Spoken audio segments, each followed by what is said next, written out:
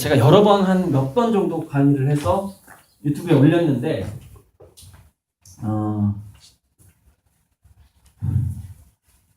여러분 이런 겁니다. 가장 처음에 엄마들이 지금 어린 자녀가 있으면 참 좋을 텐데요. 엄마들이 실수하는 게 이유식에서부터 실수를 해요. 이유식.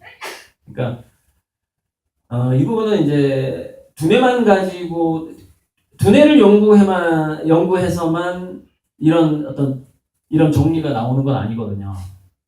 그래서 저는 20대 초반부터 이상하게 제 흥미를 끌었던 분야가 진화심리학 분야였어요. 동물과 인간의 차이를 연구하는 학문이죠. 어떤 식으로 신체가 변하면 심리가 어떻게 변하고 이렇게 진화를 연구하는 거였는데, 호기심, 최초의, 제가 호기심과 열정이라고 그랬죠. 호기심과 열정을 촉발하는 방아쇠가 있을 거 아닙니까? 동물들도 있고 사람도 마찬가지예요. 그런데 인간의 두뇌는 여기서 이게 창조론을 믿어도 괜찮습니다. 무슨 얘기냐면 신이 동물을 창조하는 원리가 좀 비슷해요. 쥐나 원숭이를 만드는 원리하고 인간의 두뇌를 만드는 원리가 비슷해요. 왜냐면 원시적인 부분이 비슷하고 거기다가 인간은 좀 전두엽이 좀 발달했을 뿐이거든요. 그래서 그냥 원리가 같아요. 이건 진화나 창조나의 문제가 아니에요. 그냥 같으니까, 원리가 비슷하니까. 그래서 사자나 악어나 원시적인 그런 어떤 동물들을 보시면 언제 호기심과 열정이 생기지 않냐면 배부를 때 생기지 않습니다. 배부를 때. 그리고 프로이트가 항문기, 구강기 이런 얘기 하잖아요. 심리학에서. 10살 이전에는 먹을 것이 그 아이에게 가장 가치 있는 거예요. 그쵸?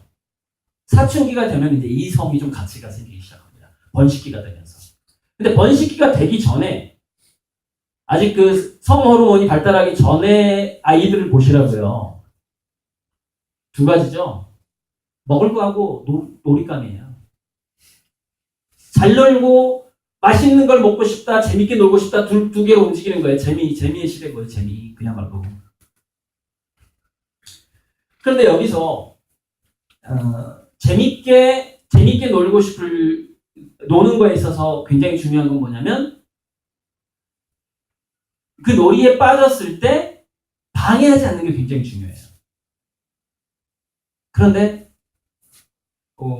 우리 이제 집이나 학교에서 어떻게 하냐면, 엄마들이 이상하게 밥 먹는 시간을 무슨 교회 예배 보는 시간처럼 지켜. 밥 먹을 때 됐다, 그만 놀고 와서 밥 먹어라. 근데 이게 이중으로 데미지를 주는 건데, 애들의 호기심과 열정에. 또 이제 배가 불러버리네? 내가 재밌게 몰입해서 놀려고 하는데 노는 걸 방해해. 그 다음에 내가 아직 배도 안 고픈데 밥 먹을 시간 됐다고 뭘 주는 거야. 그럼 어떻게 되는 줄 아세요? 10살 이전에는 맛있는 것이 사실 가장 중요한 가치거든요. 인간도 동물 단계이기 때문에, 그죠? 먹고, 번식하고, 그래야지 사냥하고, 그래야 생존을 하잖아요. 놀이라는 게 일종의 사냥이에요. 그러니까 동물들이 어렸을 때 놀이 행동하죠. 대부분 사냥 기술을 배웁니다, 그때. 그래서 남자애들은 그냥 태어나자마자 자동차하고 총을 좋아해요. 자동차는 이동수단이에요. 사슴을 쫓아가야지. 그러니까 이동수단을 그냥 본능적으로 좋아하는 거야. 그리고 창을 던지고 활을 쏴야 될 거 아니에요. 총을 좋아해요. 그래서 여성의 두뇌와 남성의 두뇌는 여성은 공동육아하고 공동육아, 남성은 집단사냥, 이렇게 딱 맞춰져서 이게 성장을 한단 말이죠. 그게 진화 심리학이에요. 그렇게 진화가 돼 있어, 남녀가. 두뇌가 발달하는 부위가 달라요, 아예. 남자 두뇌하고 여자 두뇌는 따로 있는 거죠. 사회학적으로 여자와 남자는 길러진다고 얘기하는데 그거 거짓말이에요. 지금 과학이 얼마나 많이 발달을 했는데, 뇌과학이. 따로 태어난 겁니다. 어쨌건 그래서 음식이 뭐냐면은 가치 있는 것이, 아주 가치 있다고 생각하는 것이 엄마가 종이 땡치면 나한테 먹여주는 거죠. 그게 뭘 의미하는 걸까요? 가치 있는 거는 내가 가만히 있어도 내 입으로 들어오는 거야. 자, 내가 지금 뇌까리는 이 속삭이는 이야기들이 성인기까지 이어진다고 한번 생각해 보세요. 굉장히 끔찍한 일입니다. 보세요. 가치 있는 것은 가만히 있어도 내 입으로 들어와.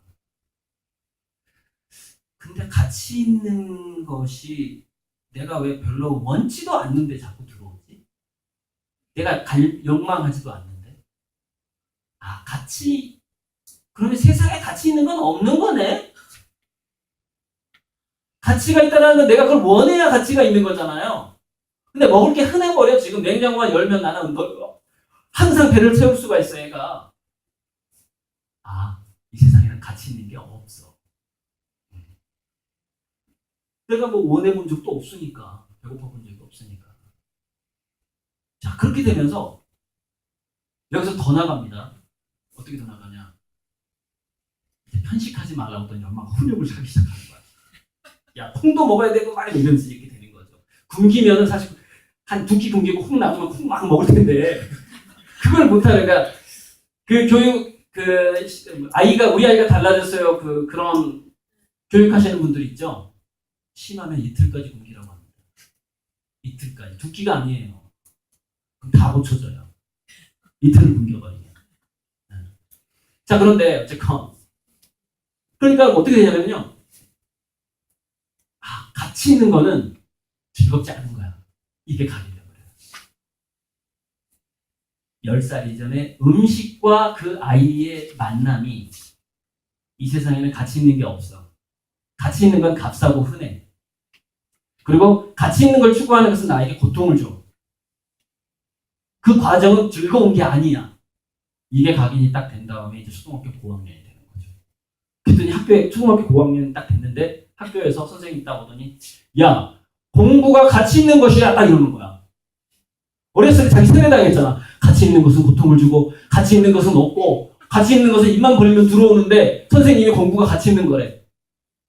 아, 그럼 공부는 열심히 하면 안 되는 거네? 이렇게 되는 거죠. 이게 연결이 안 될 것 같죠, 심리적으로. 그게 심리적으로 연결이 된다는 겁니다. 그래서 보세요. 자수성가했던 사람들을 보면은 어렸을 때 배고픈 기억이 꼭 있어요. 왜 있을까요? 왜? 가치에 대한 갈망이 그때 생깁니다. 자, 그런데 지금처럼 보릿고개도 없고 먹을 것이 풍부한 시대에 자녀들한테 배고픔을 어떻게 선물할 수 있을까요? 방법이 뭘까요?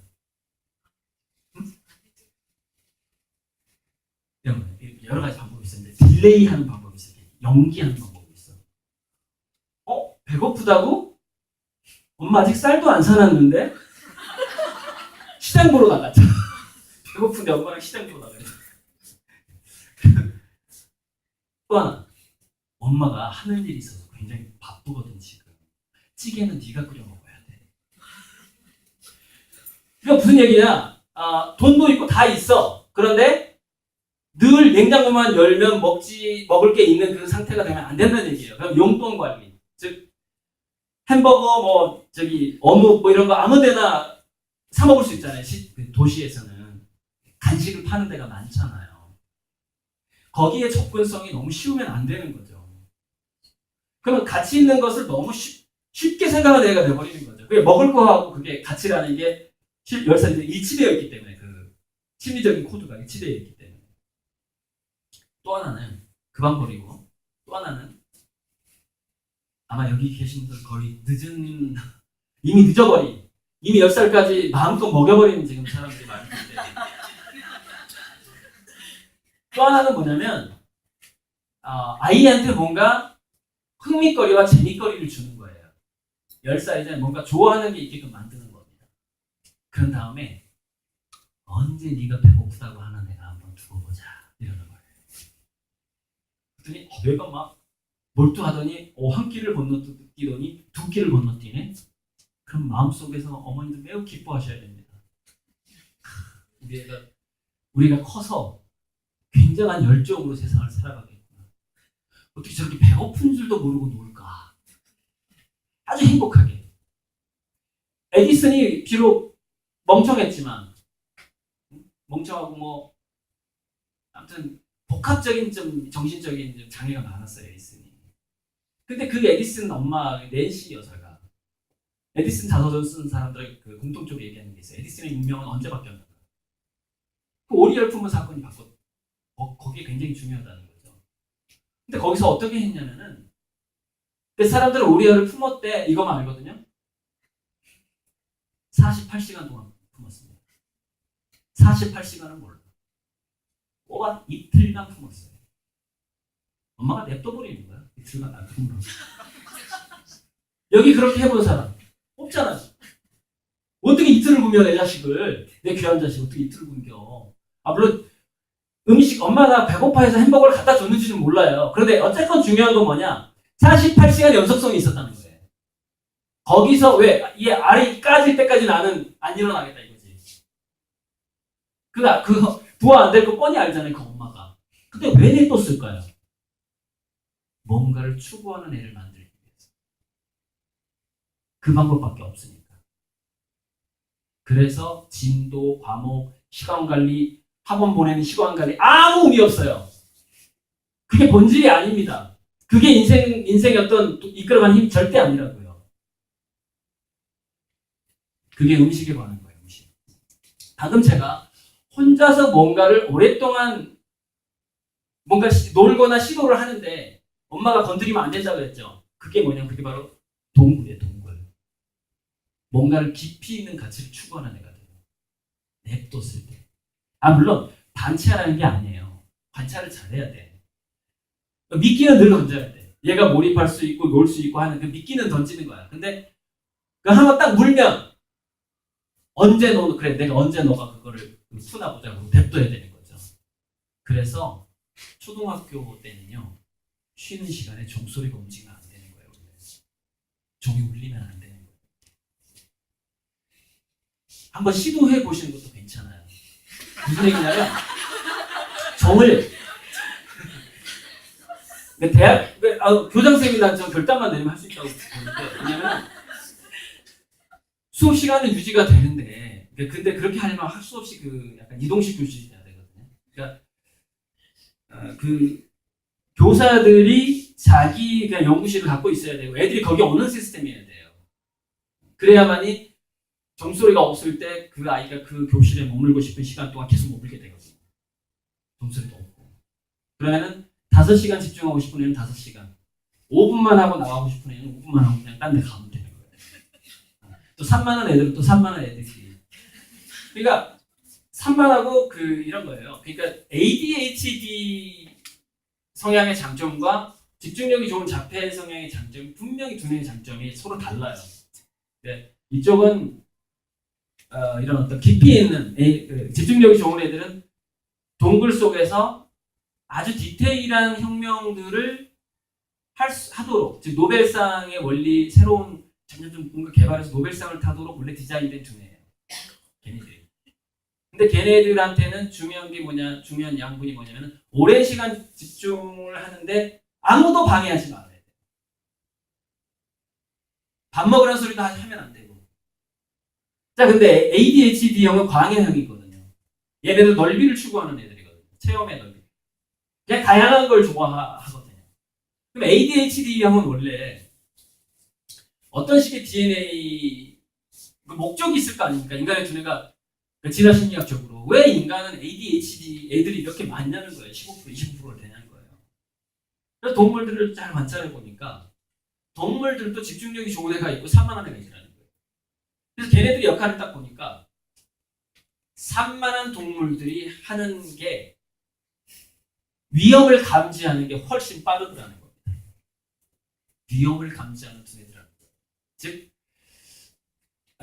뭔가 일상적인데 뭔가 변수가 매가 올 수도 있고 뭐 독사가 올 수도 있고 미어캣이라고 쳤을 때 미어캣이나 뭐 원숭이 집단이 쳤을 때 호랑이가 나타날 수도 있고 그런데 그런 어떤 사소한 변화를 빨리 알아채는 두뇌가 산만한 두뇌예요. 감각이 두뇌 전체가 켜져 있도록 디자인된 거예요. 이쪽도 켜져 있고 이쪽도 켜져 있고 이쪽도 켜져 있고 하다 보니까 자 집중하는 애는 뭐냐면은 전두엽이 활동하면서 특정 부분만 발화가 되고 나머지는 잠자고 있어요. 그래서 그 하나의 활동을 오랫동안 할 수 있는 겁니다. ADHD는 그러면 안 돼요. 왜? 그러면 전체 집단이 잡혀먹게 되니까. 즉 자폐증에 집중력이 좋은 사람들을 보호하는 역할을 하는 겁니다. ADHD는 이렇게 프론티어에서 위험의 경계선에서.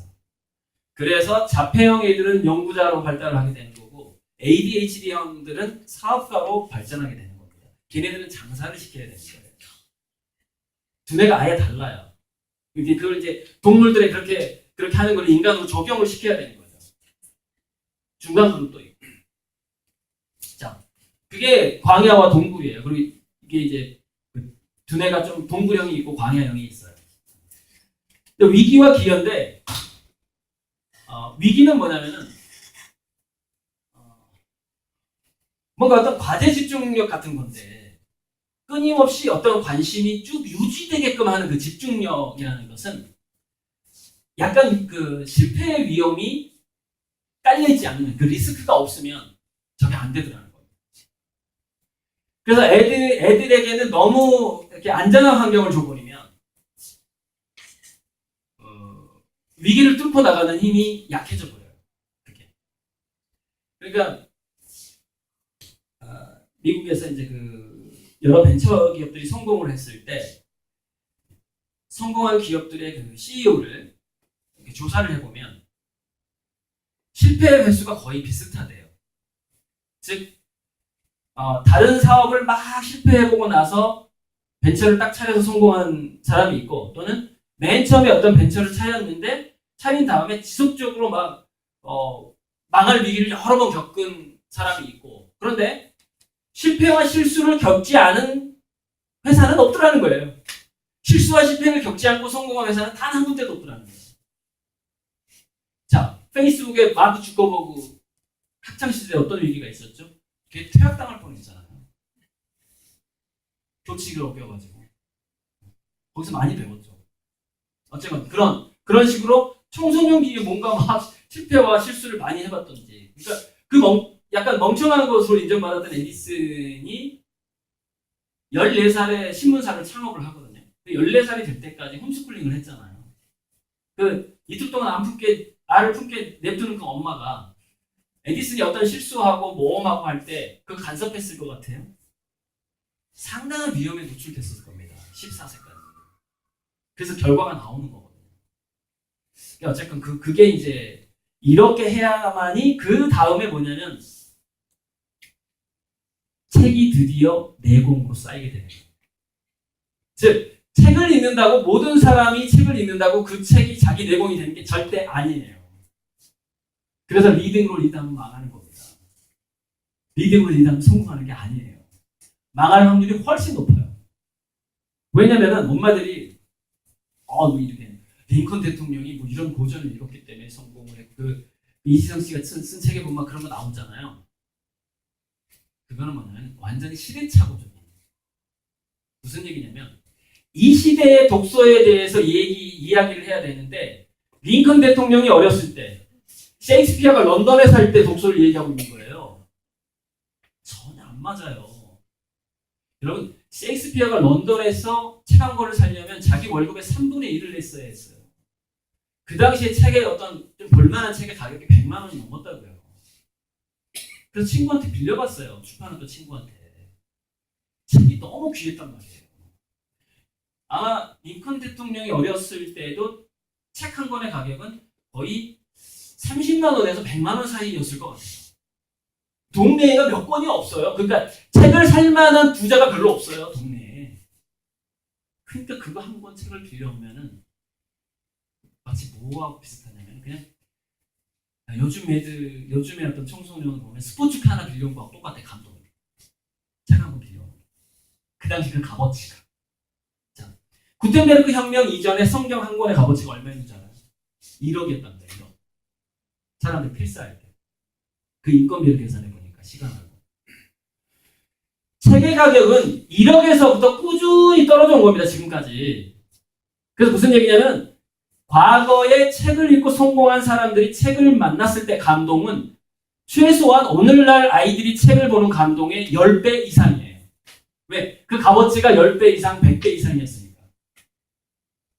10,000원이면은 10,000배 이상이잖아요. 1,000배 이상의 책을 읽은 사람도 있어요. 지금의 가치보다. 바로 무슨 얘기냐. 지금은 뭔가 독서를 통해서 아이들이 감동을 받고 그래 나 이걸 꼭 실천을 해봐야지. 이 책에서 보니까 누가 이렇게 살았고 또는 누가 이런 얘기를 하는데 정말 맞나 볼까? 정말 현장에 가서 내가 한번 해볼까? 라는 마음이 드는 게 감동이잖아요. 그래야 책에서 감동 받은 거잖아요. 그죠? 근데 그 감동을 받기엔 요즘에 그 책 참고서 이런 게 너무 싼 거예요. 1,000원짜리부터 뭐 10,000원짜리까지 100만 원이 아닌 거예요, 책이. 그러니까 지금 책이 아이들한테 주어지는 건 어떤 상황이냐면 엄마가 밥 떼먹이는 거하고 똑같아요. 내가 같이 있다고 분명히 먹을 게 같이 있어 보였는데 왜 이렇게 내가 잘못 알았구나. 세상에 가치 있는 게 없구나. 똑같은 거예요. 지금 막 책을 막 추천도서 주면서 이거 읽어라 저거 읽어라 하잖아요. 정말 그 안에 가치가 있음에도 불구하고 책 안에 책은 가치 없는 거네. 흔한 거네. 왜 이렇게 흔하잖아. 엄마가 그냥 맘만 먹으면 저기 뭐 좁은 거 가서 그냥 몇 번씩 사오는데 되게 흔하네. 참. 이걸 왜 보는 거야? 이게 흔한 걸? 이렇게 된다니까요. 그러니까 지금 아이들이 심리적으로 책에서 가치를 채굴하는 아이를 만들려면은 심리적인 그 15세가 되기 이전에 중학생이 되기 이전에 이런 상황들이 심리적으로 단련되지 않으면 책에서 감동을 채굴하지 못하는 애가 되거든요. 책의 종류가 문제가 아니에요. 그래서 이제 거기에 대한 여러 가지 구체적인 방법이 있긴 한데 그래서 책이 이제 어차피 귀하지 않은 시대다 보니까 그래서 어떻게 해야 되냐면 저 방법을 책이 흔한 시대에 책을 통해서 가치를 전달할 수 있는 방법은 대략 그냥 한두 가지가 남아요. 한두 가지가 남는데 두뇌가 완벽하게 여러 분야의 지식들이 그물망이 형성될 만한 그런 자질을 갖추는, 전두엽을 갖추는 나이가 이제 15세경이라고 했어요. 그래서 공자 선생님도 15세를 지학이라고 했단 말이에요. 그 전에는 편식을 허용해야 됩니다. 책에 있어서. 즉, 지가 좋아하는 만화책, 지가 좋아하는 판타지, 자기가 좋아하는 전쟁사, 해리포터든 뭐가 됐든 완전히 한 분야를 몰빵을 시켜야 돼, 책을. 중2, 중3이 될 때까지. 그러면은 책이 비록 가격이 낮고 흔하지만 책의 맥락을 따라갈 수 있는 두뇌가 되는 거예요. 지금 우리가 책에서 의미를 채굴한다는 것은 창의성을 그 큐레이션이라고 해요. 큐레이션 능력이 굉장히 중요해요. 큐레이션을 해야 연결을 하거든요. 즉 가치 있는 것과 가치 있는 것을 연결해야지 창의성이 나온단 말이에요. 그래서 책의 주제를 파악하고 그 맥락을 따라가는 훈련을 하지 않으면 독서가 절대 내공이 안 되는 애가 된단 말이에요. 그래서 중2, 중3 두뇌 그물망이 갖춰지기 전까지는 무조건 독서는 편식을 배우게 되는 겁니다. 자기가 좋아하는 것만 텍스트로 만나야 돼요. 추천도서가 가버리면 망해버려요. 네. 이지성 씨가 주장한 그 시나리오대로 절대 안 흘러가요. 절대 완전 틀려요. 지금 시대가 다르기 때문에 그래요. 자, 그리고 미래의 경쟁력이라는 것이 다니엘 핑크라는 사람이 재미, 스토리, 디자인, 공감, 조화, 의미 이거를 미래 인재 6가지 경쟁력이라고 얘기했는데 이 6가지의 경쟁력은 이 앞에 있는 의미는 뭐 의미와 재미는 아시니까 인간은 스토리 능력이 어떻게 생기죠? 몰입이에요. 그러니까 방금 제가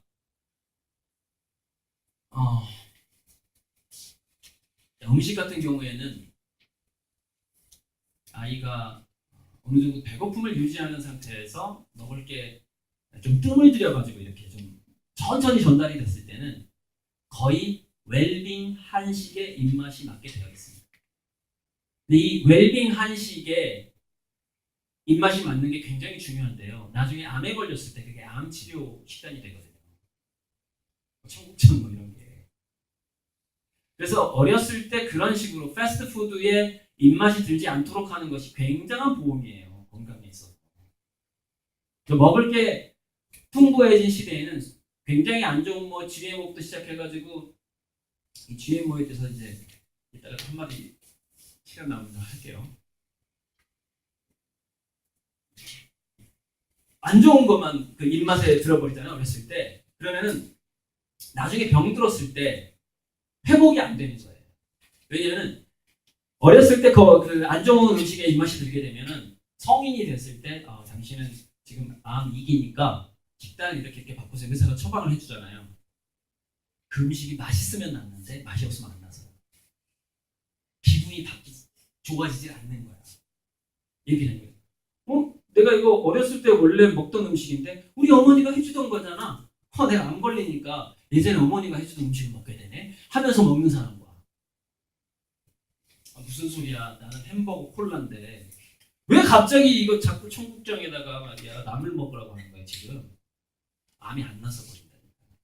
계속 찌는데 굉장히 그 음식을 대한 느낌이 굉장히 중요하고 이건 쥐실험을 했거든요. 그러니까 쥐실험을 했는데 똑같이 좋은 영양소를 쥐가 원할 때 줘봤고요. 원하지 않는데 주사기를 입에다가 걸려가지고 주사를 한번 먹여봤어요. 이 같은 물질이 쥐의 몸속에 들어가서 억지로 먹이면 독성분이 훨씬 많이 생겨요. 똑같은 물질인데. 그러니까 반응이 달라져 버립니다. 그 느낌이. 그래서 이제 아주 대규모 연구에서 10세 전후에 음식이 풍부하지 않아서 뭔가 배고픔을 좀 결핍을 좀 느꼈던 사람들은 바람들이 훨씬 낫습니다. 왜 그럴까요? 먹는다는 거에 신성성을 알게 돼요. 먹는다는 게 이렇게 귀한 거. 이렇게 나의 이 배고픔을 밥이 의사구나. 나 아픈데 나의 고통을 이 먹는 게 나를 해소해 주는구나. 그 경험이 있으면은 어른 돼서 암에 안 걸리는 거예요. 근데 놀라운 조사가 이게 후성유전학에서 계속 나오는 건데 그게 3대까지 유전이 돼요. 핵심. 즉 여러분이 여러분의 자녀를 10세 전후에 아무거나 막 먹이고 어디 가서든 패스트푸드를 먹을 수 있는 환경을 제공하잖아요. 여러분의 증손자까지 몸이 아파. 증손자까지. 굉장히 심각한 문제인 겁니다. 그러니까 그거는 어떤 로맨스와 호기심과 갈망을 만드는 문제, 그러니까 음식이 굉장히 그 중요한 하나의 어떤 그 근본의 자리에 차지하고 있는 겁니다. 음식 습관이라는 것이. 자, 그래서 그 맥락을 쭉 따라가는 게 스토리거든요.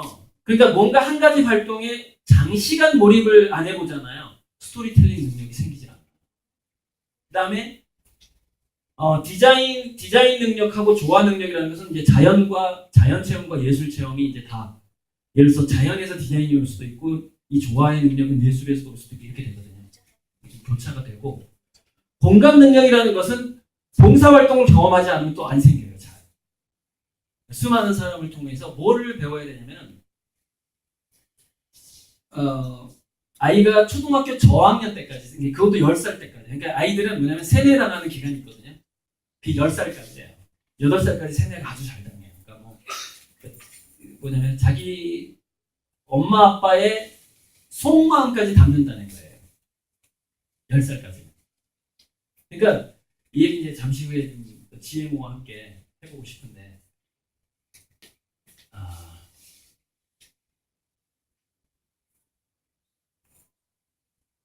두 가지.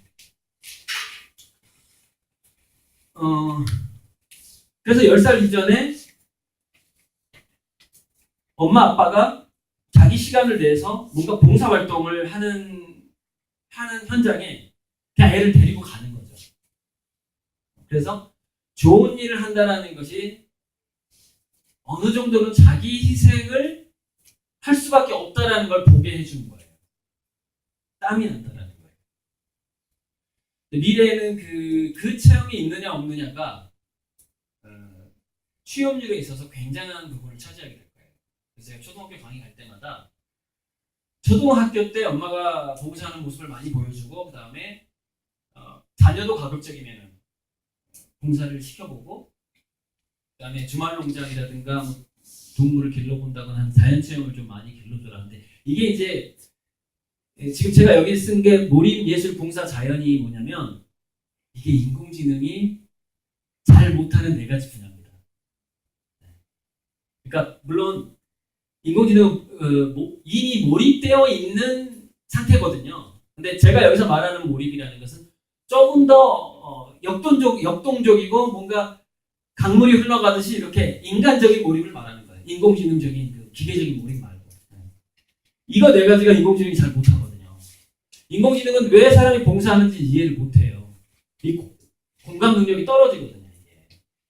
그래서 이거 네 가지로 지금 애들을 길러줘야지 미래에 이런 능력이 생기는 것이고 그래서 미래학자인 다니엘 핑크도 미래의 이제 6가지 경쟁력을 이걸로 정한 거고 저는 이게 생기기 위해서는 이거 네 가지가 필요하다라고 지금 제 책에서 주장을 했던 거예요. 잠시만 좀 혹시 질문 있나요?